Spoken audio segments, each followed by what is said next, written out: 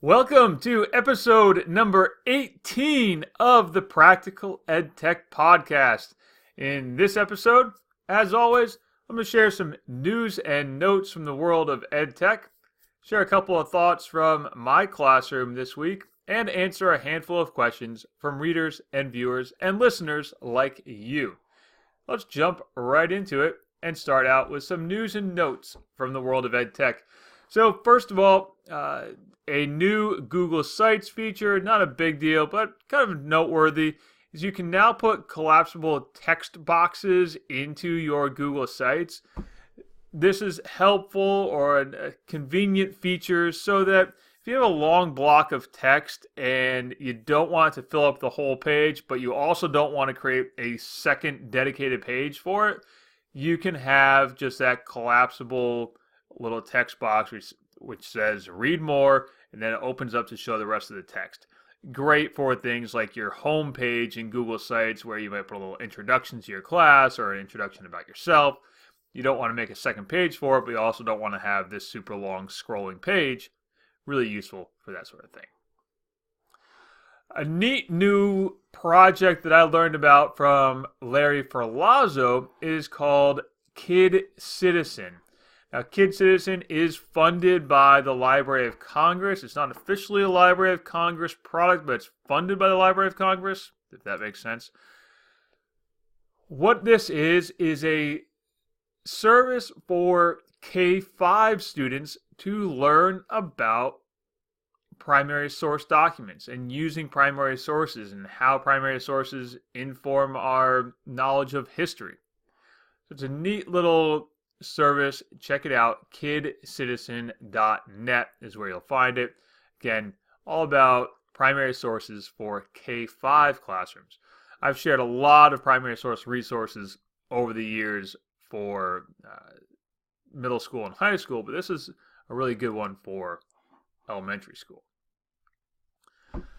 Common Craft, my friends Lee and Sashi, released a new video this week, or an updated video this week, about plagiarism. It has some good tips about avoiding accidental plagiarism.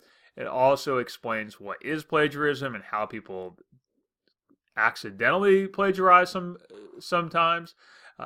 So it's worth checking out. You can find it at commoncraft.com/video/plagiarism, or just go to commoncraft.com and search for it. On a related note, about 2 years ago, my friend Beth Holland and I hosted a webinar about plagiarism and copyright as it pertains to the classroom. That webinar is available on my YouTube channel. You can just search Copyright for Teachers and you'll find it. It's an hour-long discussion that we had about all manner of issues related to copyright and the classroom and why teachers should care about copyright.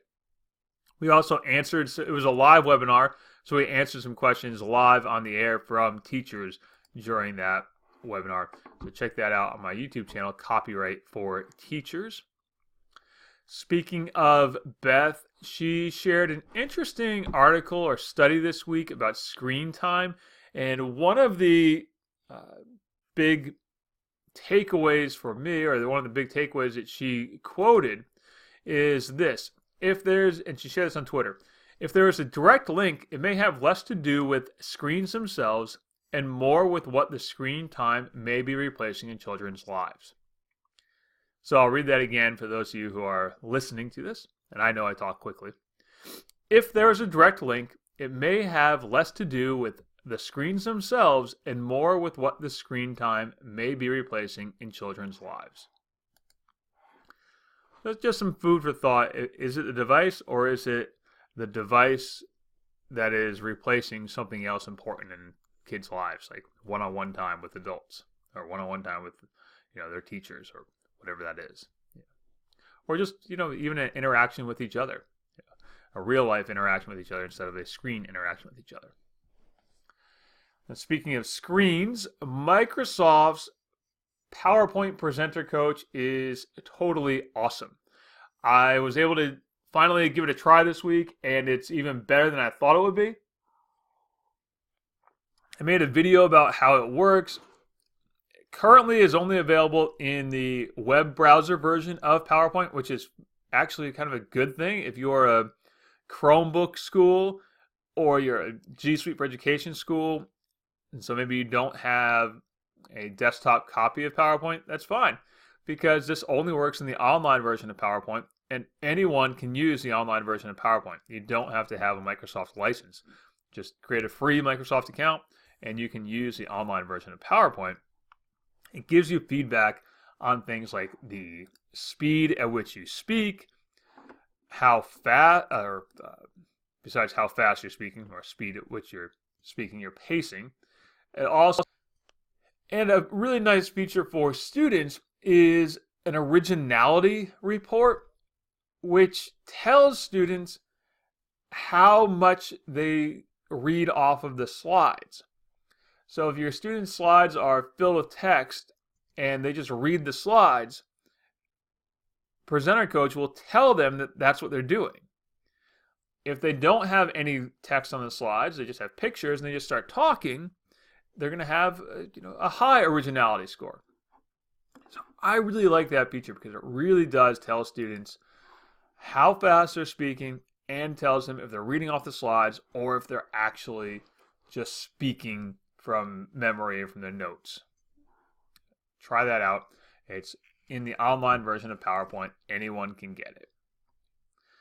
And speaking of presentation tools, Canva has a new set of presentation tools available. I shouldn't say a new set, an updated set of presentation tools available. They've always had slideshow templates. So Canva's always had that. They've now updated it so you can publish your slideshow online.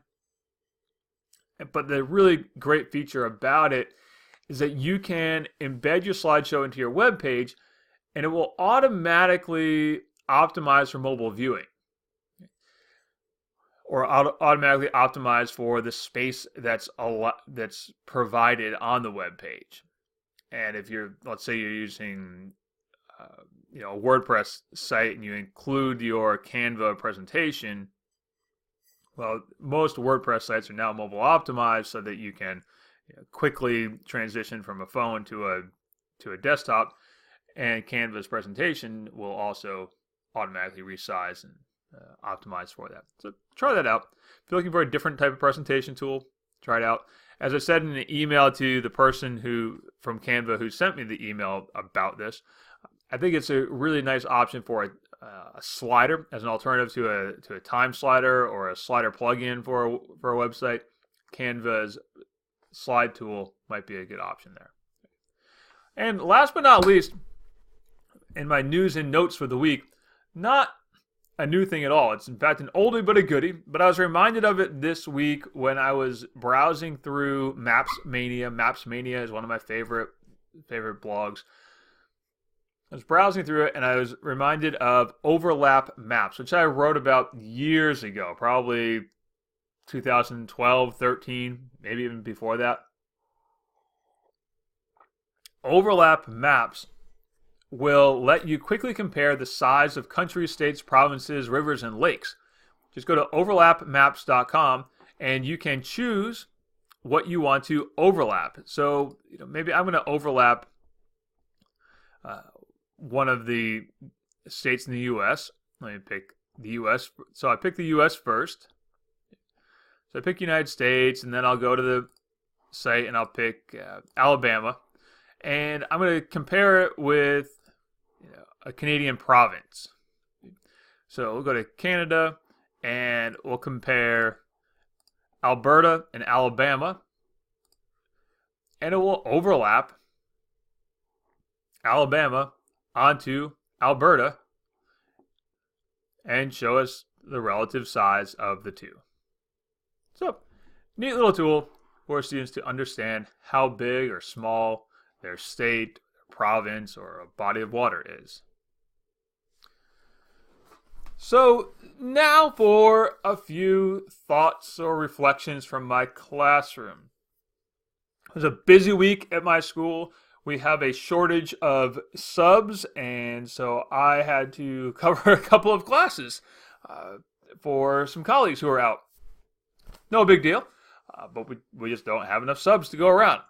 So that gave me some opportunities to pop into other classes and make some observations. These are not observations about my colleagues. These are observations about students in general and my own students as well. That freshmen need as many small chunks as possible to keep them focused throughout the day or throughout the class period. I already knew that. I just reminded of it by getting it slapped in my face, it felt like this week. So, yeah, it's a nice little reminder that freshmen need lots of little small things to do. Even if there's one big goal for the day, they need it broken out into lots of small steps along the way. Now, a comment about my own upperclassmen students, particularly my juniors and seniors. We have a big project we're working on. My juniors and seniors have a big project we're working on, trying to get this wheelchair rover programmed and running to interface with webcam input so it can navigate the halls on its own. Huge project. Probably going to take us at least a semester to get done. One of the things, and it's fitting in with an Internet of Things curriculum we're using from Cisco, so an IoT curriculum, and it's one of the challenges that I'm seeing with my upperclassmen right now is that while they know what the big goal is and we're all focused on that goal, and my upperclassmen are fantastic, they're all very, very interested and invested in trying to get this thing done. Sometimes they still need that little reminder of the chunk that we're working on that day or that week. Like, this is going to help us get to the end goal. So next week I'm going to give them a bigger semester roadmap, if you will, where we can see, we have got this big goal and we're all working towards it, but maybe we need to break it down into a week by week chunk as opposed to this one overarching chunk. We're going to work on that next week. Now, questions from readers, listeners, and viewers like you. First one came from Martin, who wrote, "Are there any free or inexpensive sites that I can have a webinar with my class and use a whiteboard?" My suggestion was try Zoom. Zoom.us has a free plan. You can have up to 50 or 100 participants in it in your free plan. I can double check that right now. But either way, if it's 50 or 100, it's more than enough for your typical K-12 classroom. If you have more than 50 K-12 students at once, that's 100 participants. So you can do that. You can record for up to 40 minutes. It records for free. You got a bunch of web conferencing features in there. So you can try that out. Great little option, Zoom.us. I really like that one. And of course, you could always use something like Skype and draw on that as well. Question came from Hershey, who asked, "Really liked your video on Google Drive. Any way one can change the directory view columns, or for that matter, widen the file column or change the point size of lettering to see more of the file name, or remove columns, owner, and modified? Thank you." So if you go into your Google Drive settings, there is a display density, and you can change the display density in your Google Drive settings. There's three options, basically small, medium, large, or more dense or less dense is really what it comes down to. So you do that. Also in your Google Drive settings, you can switch from the kind of linear file view to more of a tile view, what they call a material view. You can try that. But as far as removing the owner and modified column labels, you can't do that. And you can't remove the file column label. Those are stuck. You're stuck with those ones. But you can modify the display density. Question from Brian. And Brian's question prompted a great blog post. So thank you, Brian, for that idea. I'm aware of all the online sites which can randomly select a name after you upload a list of student names, but I'm looking for a way to upload photos of my students so I can randomly have the site select a photo. The students are learning how to use adjectives to describe themselves, and I'd like to project a face onto the screen randomly. I can't seem to find a site or method that makes it easy to accomplish this feat. Any ideas? Thank you, Brian. So Brian's question, and I answered Brian directly, and then I wrote a blog post about it, was to use Flippity.net's random name selector. Because Flippity.net, in their random name selector, has the option to include student pictures. So Flippity.net random name picker, and it has a template. It's a Google Sheets template. You just make a quick copy of it. You can also do this from the Flippity.net Google Sheets add-on. Now, when you open up the template for the first time, it's going to have the default sample names in there of Catherine, Dan, Meryl, Jack, Ingrid, yada, yada, yada. Swap those out. But you'll see there's a column for photos. And to put a photo in, the photo does have to be hosted online somewhere, and then you just post a link to that photo. For example, I'll just use you go to like pixabay.com. Now, obviously, you're not going to put your students' pictures on pixabay.com, but you just grab the link for wherever your image is hosted and paste that into the template. Get your image address. Right. So, depending on the service you use, you might right-click on the picture and select image address, and then put it right into the template. And when you use a random name picker, not only will it display the name, it'll display the photo as well. Now you can use this not only for student names, but you can certainly modify it, and instead of names, just use words or terms, vocabulary terms, and have a picture. Try that. Okay. So great question, Brian. Thank you for asking. A question from Jen, who asked me about automatic grading in Google Forms. My question is there a way to set a time limit on the quiz, but still be able to let kids who are absent take the quiz when they come back to school? My suggestion for Jen was to use Form Limiter. So you can do Form Limiter on your Google form, and you can set a time limit when you're giving that quiz to your students who are present in class, have it expire, and then when the students who are absent come back, just reactivate the time limit using Form Limiter again. So you can do that. Your other option is to use Google Classroom and only assign the quiz to the students who are present that day and not to the ones who are absent that day. Now, this doesn't mean that the students who are present and take the quiz won't tell their friends who are absent what was on the quiz. There's no way to prevent that other than maybe shuffling the question order or shuffling the answer options at the end of it. But that's not a problem that's unique to Google Forms. That's just something that's always happened, right? Long before there was Google Forms and I gave a quiz to my first period class, by the time third period came around, if I gave the same quiz to the third period, my first period kids would have told my third period class, hey, he's going to ask you about X, Y, or Z. So that's not a unique to Google Forms problem. That's just a student problem, I guess. And to wrap up today's podcast, the last question that came from Sarah, who asked, our students are about to begin a project creating videos through still images and perhaps some recorded video chunks on their phones. I'd like to have them be able to do voiceovers, but I'm unsure of a good web-based video editor that I can use with ninth graders that ninth graders can navigate and store their information. Do you have any suggestions for me? Sarah, I have two suggestions.